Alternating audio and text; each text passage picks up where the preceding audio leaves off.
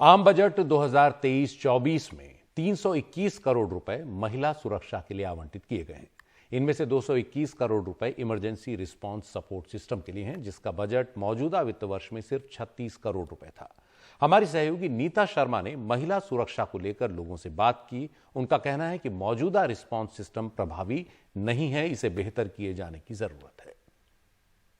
इस साल केंद्र सरकार ने भी जो विमेन सेफ्टी है उसके ऊपर खासी तवज्जो दी है। विमेन सेफ्टी का जो एक बजट है, मिनिस्ट्री ऑफ होम अफेयर्स ने काफ़ी उसे इन्हांस किया है। कितनी सुरक्षित महसूस करती हैं महिलाएं अपने आप को? पहले आप बताइए कि जैसे निर्भया का जो फंड था उसके बाद अभी जैसे जो सीसीटीवी कैमराज हैं या ट्रैकिंग की अगर हम बात करें तो उसमें ये जो फंड है वो इस्तेमाल हो रहा है। डू यू फील कि city is safe for women? 50-50 है, लेकिन इतना येट नहीं बोल रही हूँ मैं, बट आउट ऑफ इंडिया में बहुत सेफ्टी है। बट इंडिया में मैंने लोगों को देखा नहीं टाल में, तो मैं PWD हूँ, हियरिंग हैंडीकैप हूँ, तो मैं लोगों को डफ गर्ल था तो मैं बहुत हेल्पफुल करती हूँ। तो मैं ये बोल रही हूँ, नीटा नहीं दिखाना चाहिए जैसे PWD, बाकी वो आपका हिटाप तो देख लो। पब्लिक कन्वेंस में आपको लगता है कि सेफ्टी जो है वो वहाँ पर एक मुद्दा है और अपने आप को सुरक्षित महसूस करती है? पहले बस में खुद मैं चढ़ने में बहुत इनसिक्योर फील करती थी, लेकिन जब से दिल्ली की बसों में एक कमांडो रखा जाने लगा और उन्हें फ्री टिकट दिया जाने लगा, उनके लिए सीट रिजर्व होने लगी। पहले तो रिजर्व सीट पे भी मेल बैठ जाते थे, पर जब से वो कमांडो बैठे हैं मुझे लगा है कि बस पहले से सेफ हुआ है। और वो इसलिए हुआ है क्योंकि गवर्नमेंट ने हमारी सेफ्टी के लिए हमें रिजर्वेशन देने के लिए सोचा है। तो ये भी जो बजट में जो इतना बढ़ाकर दिया गया है, मुझे लगता है इसका बहुत फायदा होगा।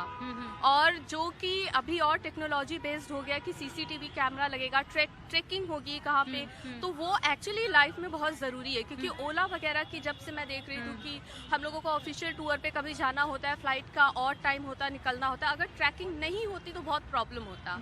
तो कहीं ना कहीं गवर्नमेंट ने हमारी रिक्वायरमेंट के बारे में सोचा है, इसके लिए मुझे बहुत खुशी है और आगे बहुत शुभकामनाएं हैं उन्हें। तो स्ट्रीट लाइट आपको क्या लगता है, कितना महफूज आप अपने आप को फील करती हैं अगर जो एरिया जो हो वेल लिट हो?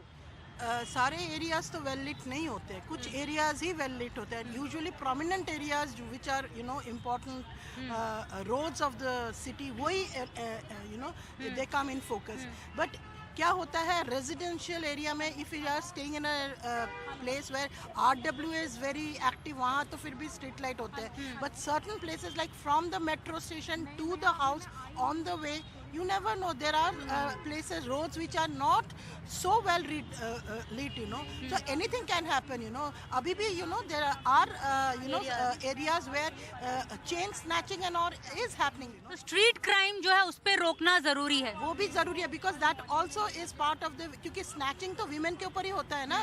अवेयरनेस के लिहाज से क्या क्या कर सकती है सरकार? देखिए, मैंने जो अभी बजट, जैसे अभी हमारा वुमेन पे जो बजट पास हुआ है और जैसे कि स्ट्रीट लाइट्स वगैरह पे बात होती हैं, तो मुझे ऐसा लगता नहीं है कि इतना भी सिटीज़ बहुत ज़्यादा कुछ सेफ़ हैं, क्योंकि रात में अभी भी गर्ल्स को निकलने में बहुत प्रॉब्लम होती है। और बसेस हाँ ऑब्वियसली सेफ़ हैं, बट अब आजकल नून टाइम में भी देखने को मिलता है कि मतलब किसी ने कहीं पे किसी को किडनैप कर लिया, कैब्स में बैठा लिया, खींच के रोड पे बैठा लिया, किसी ने किसी को मार दिया कहीं पे गली में। तो इट हैपेंस, और ऐसे बजट पास करने से या CCTV लगाने से ऐसा कुछ होता नहीं है, क्योंकि उस टाइम वो प्रॉब्लम हो चुकी होती है, किसी का रेप होना होता है, वो हो चुका होता है। CCTV लगाने से ऐसा कुछ होता नहीं है।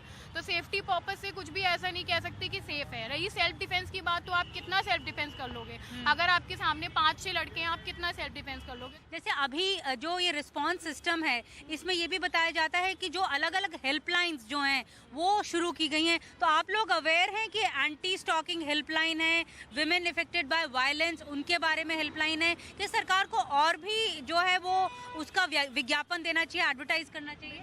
एक्चुअली सरकार को विज्ञापन देना चाहिए, और मैं शिकायत नहीं कर रही हूँ, बट मैं अपना एक्सपीरियंस बता रही हूँ कि रेलवे में एक बार मैंने रेलवे की जो हेल्पलाइन होती है कि जो अगर आप इंडिविजुअली ट्रैवल कर रहे हो, अकेले ट्रैवल कर रहे हो, तो आपको एक फीमेल ऑफिसर आती है, एक पुलिस से आती है, वो बता करके जाती है इस नंबर पे कॉल करिएगा तो हम हेल्प करने पहुँचेंगे।